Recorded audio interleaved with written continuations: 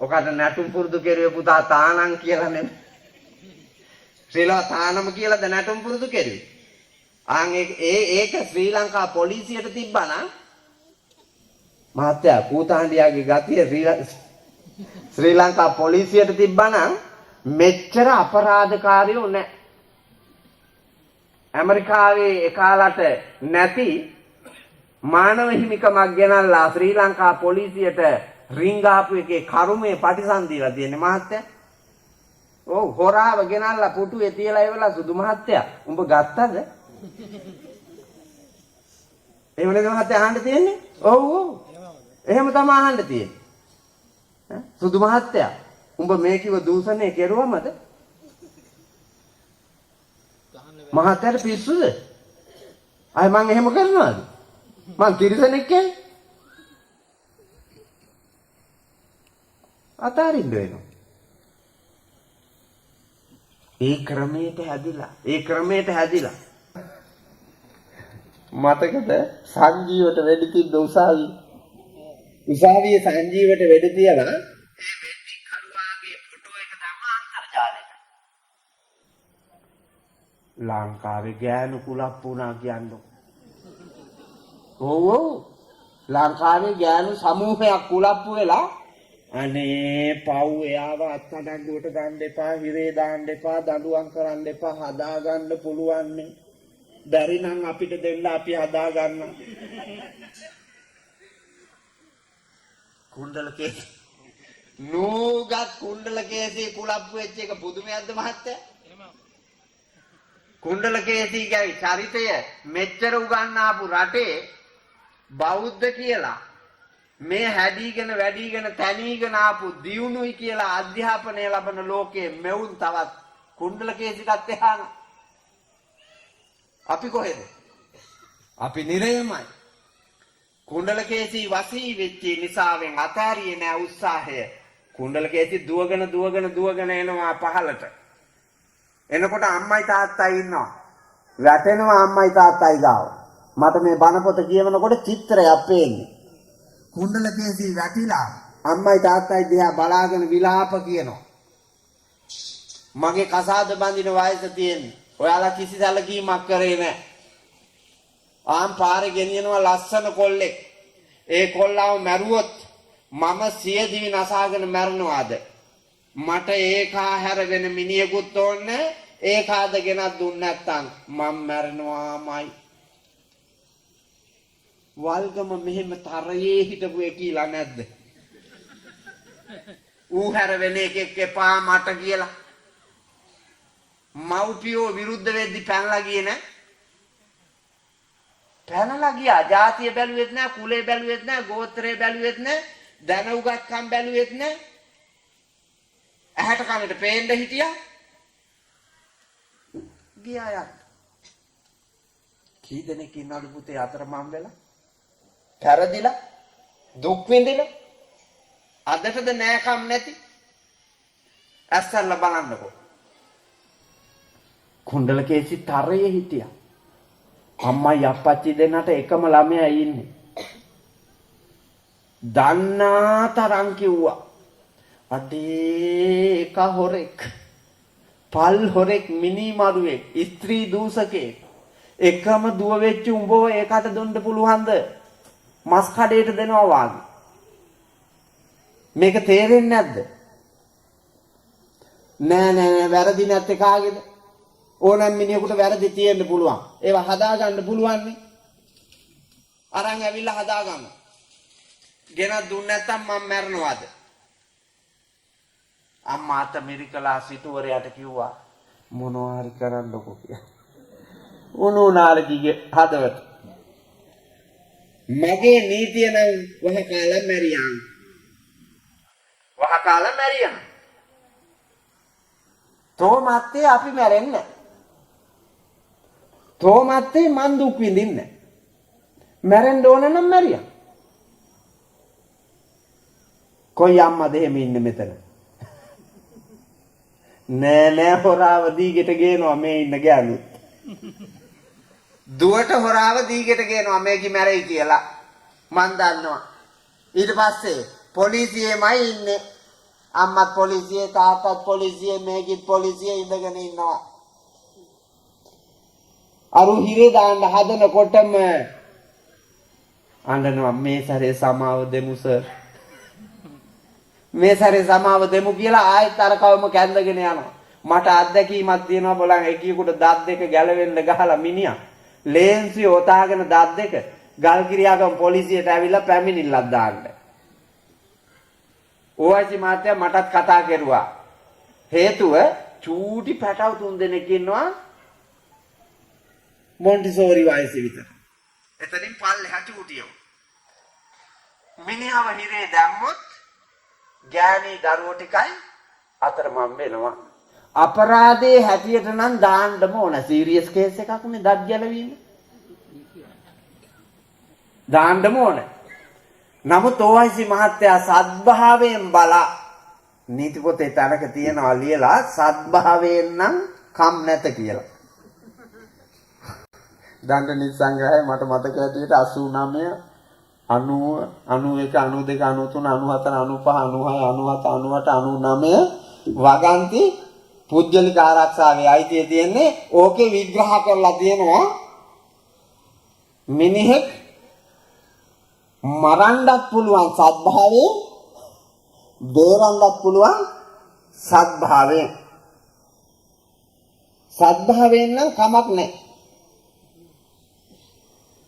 ඒ තැනට එනවා. අර මිනිහාව සද්භාවයෙන් බේරන්න ඕයිසි මහත්තයා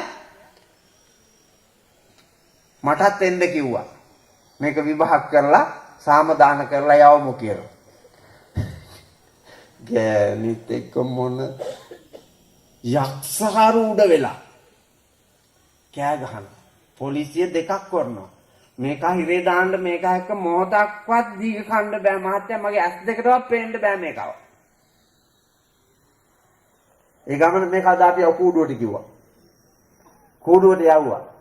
යවලා ගෑණිකින් ඇහුවා මේ ඇත්තම මිනිහද? උඹේ ඇත්තම මිනිහද මේ? ඔව් සර් කිව්වා. ඒක හරි හොඳ මිනිහෙක්. කියනකොටම ගෑන්ට මාරේ ආවේශ වුණා. ඕවැසි මහත්තයා දිහා රාවලා බැලුවා. නෑ නෑ මං කිව්වේ ඒක උඹේ නිත්‍යානුකූල මිනිහා නම් ඒක ගොඩක් හොඳ මිනිහෙක්. උඹ මෙහෙ බලපන්කෝ. උඹේ මිනිහා හොඳ නෑ කියලා කියන උඹ මේ මන් දිහා බලපන්. ඌට වැඩිය මං හොඳයිද උඹට? හොඳ බුද්ධිමත් ඕයිසි මහත්තයා කීර්ති ජයන්ත මහත්තයා. ගෑණි hina වෙලා බිම් බලා ගත්තා. මේ බලපන්කෝ මං ඒක හොඳයි කියලා කිව්වේ ඌට වඩා මං හොඳයිද කියලා බලපන් කිව්වේ උඹට හිතට සමහර විට ඌට වඩා මං හොඳයි කියලා හිතෙයි. මං ඌ හොඳයි කියලා කිව්වේ ඌ ගලවලා තියෙන්නේ අඩේ 2යි. 32න් 2යි ගලවලා තියෙන්නේ. මම වාගේ මිනිහෙකුට තෝ වාගේ කියේ කවුනා නම් 32ම නෑ මෙල. 32ම ගලවනවා කිව්වා. එහෙම කටක් තොට තියෙන්නේ. මේ හාමුදුරුව, මේ ඕයිසි, මේ ශ්‍රී ලංකා පොලිසිය, මේ දෙනෝ දහක් සෙනග.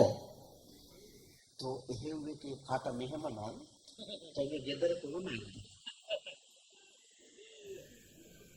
මේ කිව්ව යාපියව ගෙදර. ඔකව දාපියව කූඩුවට කිව්වා කරලා.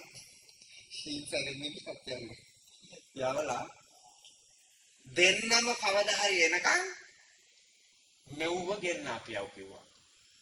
ගෑණි බස් එකේ එනවා මිනිහ තැපැල් ලයින් තියෙනවා. එන්න කියන දිනේට. මහත්තයා මග අරිනවා. ආපහු යවනවා. කේන්තිය නිමිලා මිතුරු වෙලා දෙන්නම තැපැල් ලයින් තියා. දෙන්නම තැපැල් ලයින් තියාපු දවසේ නඩුව විභාග කෙරුවා.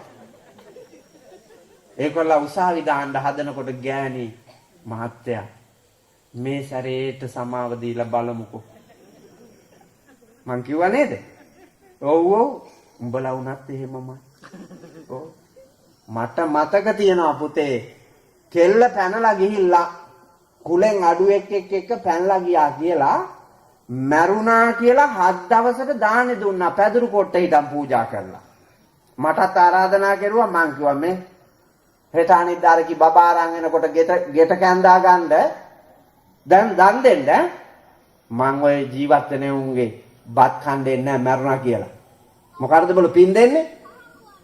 පරජාතිය හදපු විදිය තමයි ඒ. පළවෙනි යන්න කියලා එළෙව්වම.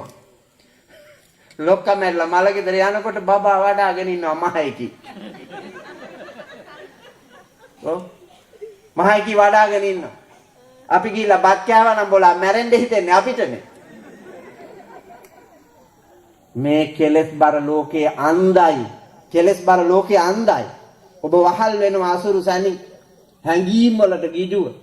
කුණ්ඩලකේසිගේ අම්මට ඒ හැංගීම ඇවිල්ලා අත්ත මිරිකලා හොරාවත් කමක් නැහැ මිනිමරුවවත් කමක් නැහැ දූසිතයවත් කමක් නැහැ ගෙනේ. මිනිහා ලොකු අල්ලස් මුදලක් හැදුවා. සිටුවරයා 80 කෝටියක් ධනෙ තියනවා ලොකු අල්ලස් මුදලක් හදලා යවුවා අර මරන්න ගෙනියන එකාට තලතලා යන වදකයන්ටයි රාජපුරුෂයන්ටයි දීලා මහ වීදියෙන් පන්නන්න. ගිහිල්ලා කතිකා කරලා අල්ලස දුන්නා හොරාව පැන්නුවා මහ වීදියෙන් ගේකට ගැලෙව්වා විජහට උගේ රෙදි වීදිය දිගේ ආපු අහිංසක කොල්ලෙක් අල්ලා ගත්තා ඌට ඇඳුවා අරුවා බලන්න මාත්‍යා මේ බලන්නකෝ අපරාධවල ස්වභාවය අද කී දෙනෙක් ඉන්නවද ඔය වාගේ මේ ලංකාවේ තමන්ගේ දරුවෝ වෙනුවෙන් අනුන්ව බිල්ලට දීලා සැප විඳින අය මේ ලංකාවේ නැද්ද ඉන්නවා අදටත් ඉන්නවා මම දන්නවා ඕන නාම ලේඛනයක්ම මට කිව්වේ හැයි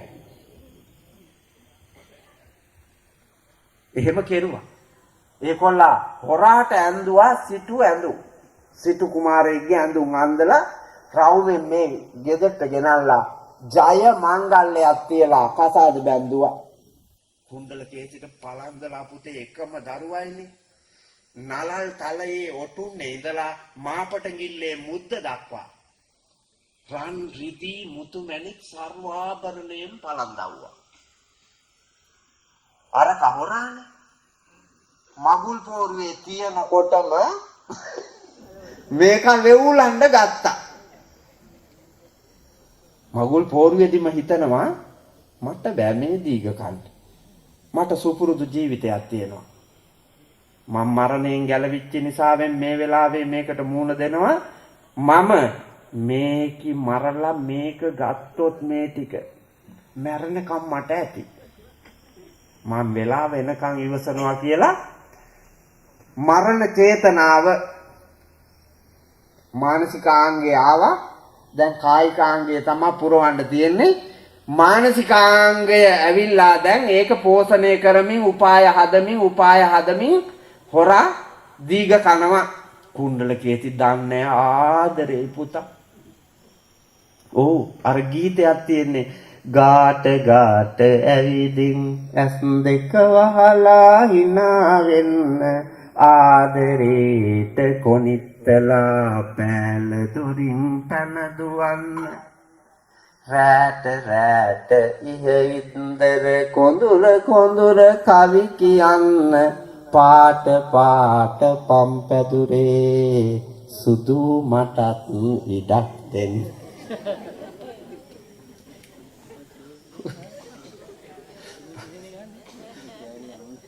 මට මැවිලා පේනවා මේ කුණ්ඩලකේසි කතාවයි මේ ගීතයයි පිස්සු කුණ්ඩලකේසි අරකගේ අහරෙන් එල්ලෙනවා මෙහෙන් එල්ලෙනවා බෙල්ලෙන් අත දානවා ඉඹිනවා තට්ටු කරනවා මේකත් එක්ක හුරතල් වෙන්න හදනවා අරක ආනාදියා ගල් ගෙඩියක් වාගේ ගල් හිතක් තියෙන්නේ කුණ්ඩලකේසි ආදරෙන් ඉන්නවා දවසක් මේක උණ හැදිලා වාගේ බුදි කුණ්ඩලකේසි ළඟ ඉඳගෙන ඔළුව අතක ගහනවා මොනවද කියන්නකෝ ස්වාමීනි කියන්නකෝ අසනීපයන්න මේ සිටු ගෙදර ඕන තරම් බෙදදුරු ඇයි මෙහෙම ඉන්නේ නෑ නෑ එහෙම ලෙඩක් නෑ මට එහෙනම් අතීතේ කරපු වැරදි මතක් වුණාද නෑ එව්වා මොනවද එහෙනම් අපේ සිටු ගෙදර මොකෙක් හරි මොනවත් වල් කතාවක්වත් කිව්වද?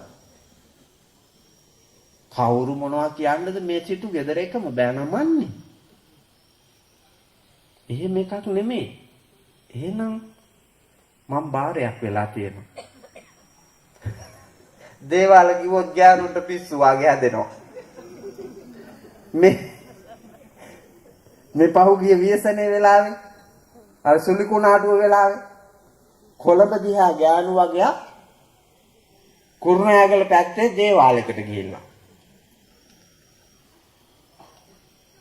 රෑ 8 විතර වෙනකොට දේවාලේ මායම් වෙච්ච දෙයියයි අනිත් කපු දරුවෝයි ශාස්ත්‍ර අහන්න ගියපු වුණොයි 11 දෙනාම යට කරගෙන කිලෝමීටරයක් විතර එන්න ගල් පරුවත් ඇවිල්ලා එහෙම වැළලිලා ගියා කියන්නකො.